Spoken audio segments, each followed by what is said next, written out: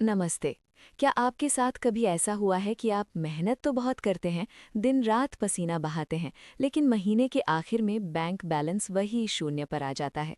हम अक्सर कहते हैं कि किस्मत खराब है या लक्ष्मी माता मुझसे नाराज हैं। लेकिन आज की ये कहानी आपका नज़रिया बदल देगी। ये कहानी है सोमेश की, और उस सीक्रेट की जो हमारे पुराणों में छुपा है। लक्ष्मी और सरस्वती का संतुलन। सोमेश एक ऐसे परिवार से था जहां कर्जा विरासत में मिलता था। उसके पिता ने पूरी जिंदगी ईमानदारी से काम किया, पर घर में हमेशा तनाव रहता।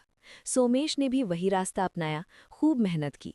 पर एक दिन उसे एहसास हुआ कि वो एक ऐसी बाल्टी में पानी भर रहा है जिसमें नीचे से छेद है। वो जितना कमाता उससे ज्यादा खर्च हो जाता। वो मंदिर गया और एक वृद्ध पंडित जी से पूछा कि क्या मेरी किस्मत में बरकत नहीं है। पंडित जी ने एक बहुत गहरी बात कही। उन्होंने कहा, बेटा, तुम सिर्फ लक्ष्मी को पुकार रहे हो। लक्ष्मी यानी धन चंचल होती है। वो बिना बुलाए आ तो सकती है, पर बिना सरस्वती के रुक नहीं सकती। सरस्वती यानी ज्ञान, यानी फाइनेंशियल लिटरेसी। सरस्वती का अर्थ यहाँ सिर्फ किताबी ज्ञान नहीं है। सरस्वती का अर्थ है पैसा संभालने की समझ। पंडित जी ने सोमेश को 3 गुप्त मंत्र दिए। पहला मंत्र, दृष्टि, the power of tracking. Somesh को कहा गया कि हर एक रुपए का हिसाब रखो। जब हम अपने खर्चों को लिखते हैं तो हम उन पर कंट्रोल पाते हैं। ये सरस्वती की पहली कृपा है। दूसरा मंत्र, संयम, द 50-30-20 रूल। पैसा आते ही उसे खर्च मत करो। पहले 50% ज़रूरत के लिए, 20% भविष्य के लिए इन्वेस्ट करो और 30% में अपने शौक पूरे करो। सोमेश ने सीखा कि नीड्स और वांट्स में क्या फ़र्क होता है। तीसरा मंत्र, वृद्धि, इन्वेस्टिंग लाइक अ साधना। पैसा बैंक में रखने से नहीं बढ़ता, उसे सही जगह सरस्वती यानी ज्ञान के साथ इन्वेस्ट करने से बढ़ता है। सोमेश ने सीखा कि कंपाउंडिंग क्या है, कैसे एक छोटा सा बीज एक बड़ा वट बनता है। अगले 2-3 सालों में सोमेश बदल गया। उसने सबसे पहले अपना कर्जा खत्म किया। उसने इमरजेंसी फंड बनाया। अब उसके घर में लक्ष्मी सिर्फ आती नहीं थी, बल्कि वहां टिकने लगी थी।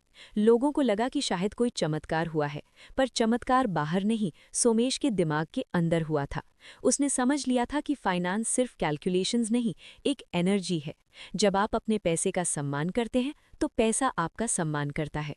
दोस्तों, आज अपने आप से एक सवाल पूछिए, क्या आप सिर्फ लक्ष्मी के पीछे भाग रहे हैं, या आपने सरस्वती यानी उस ज्ञान को पाने की कोशिश की है जो उस धन को संभाल सके।